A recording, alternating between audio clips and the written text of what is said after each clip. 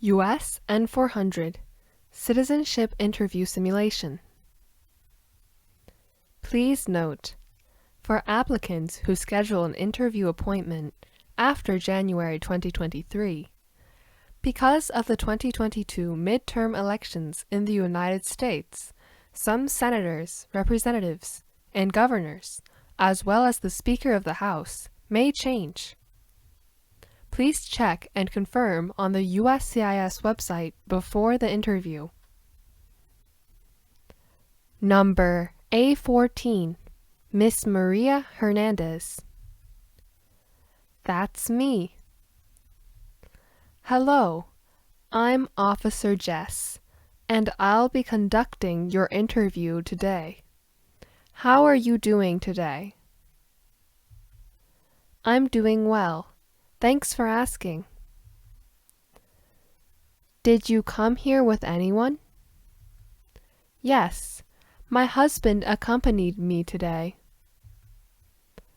May I please have your green card, your state-issued ID, and all your passports? Yes, here they are. Well, I think we'll do your civics test first to get that out of the way.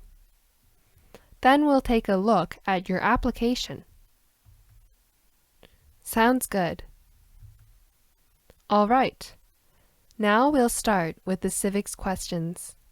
You need to get 6 out of 10 questions correct to pass. Okay. Let's get started. What did Susan B. Anthony do? Fought for women's rights. The idea of self-government is in the first 3 words of the Constitution. What are these words? We the people. What is the name of the national anthem? The Star-Spangled Banner. If the president can no longer serve, who becomes president? The vice president.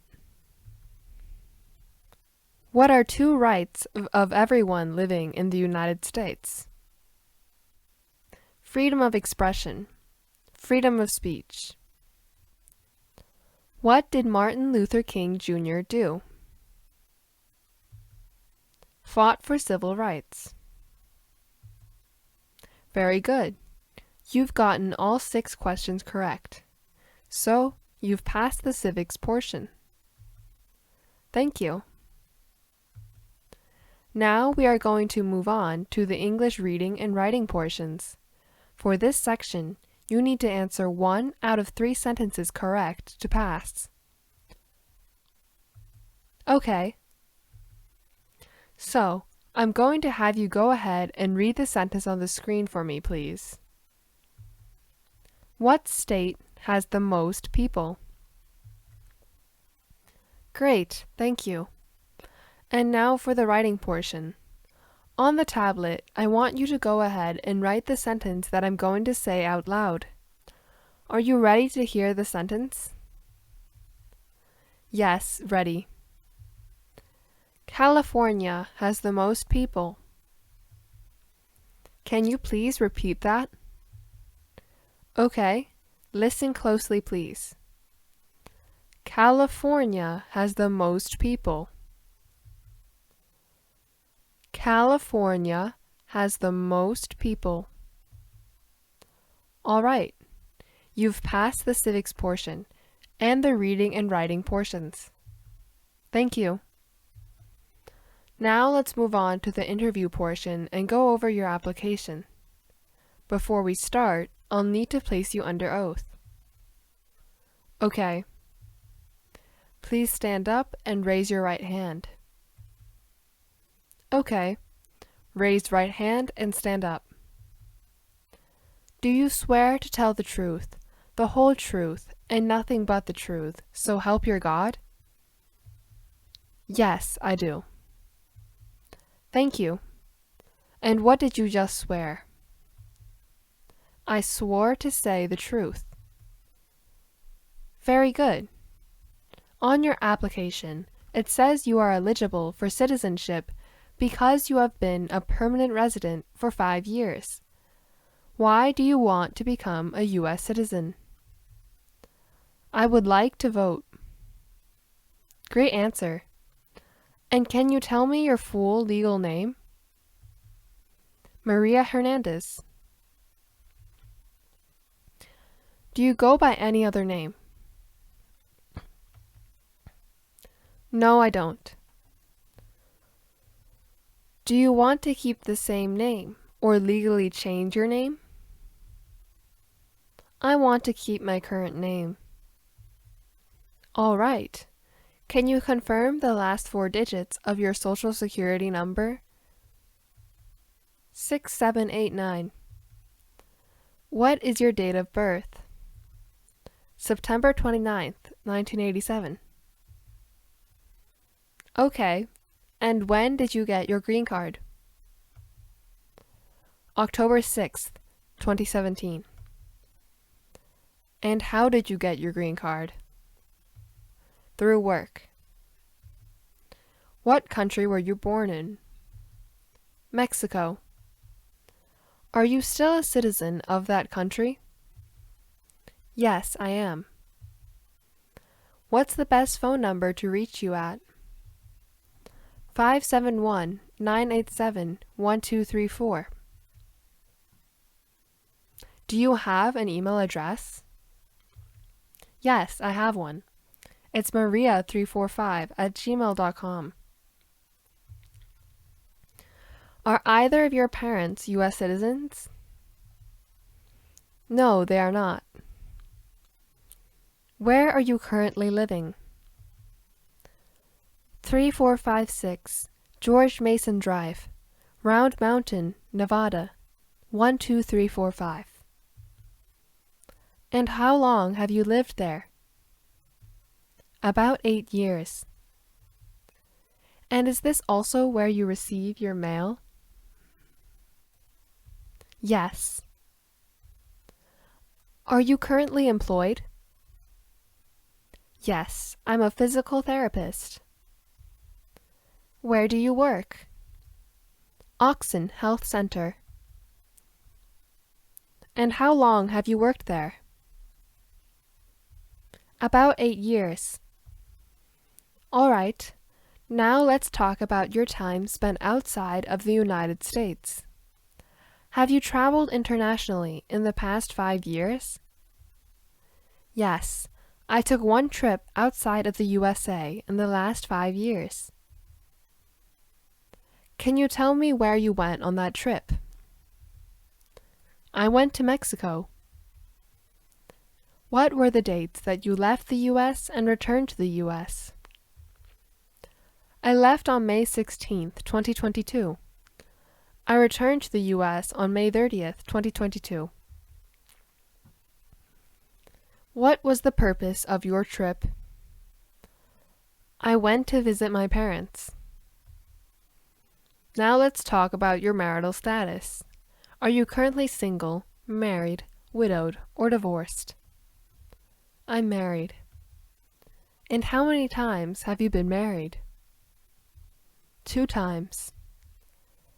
Can you confirm your current spouse's legal name, please? Jack Lewis. And his date of birth? February 17th, 1985.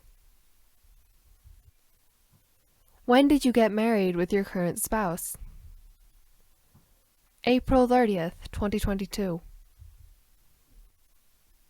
Do you have your marriage certificate with you? Yes, here you go. Is your current spouse a U.S. citizen? Yes, he was born in the United States. How many times has your current spouse been married?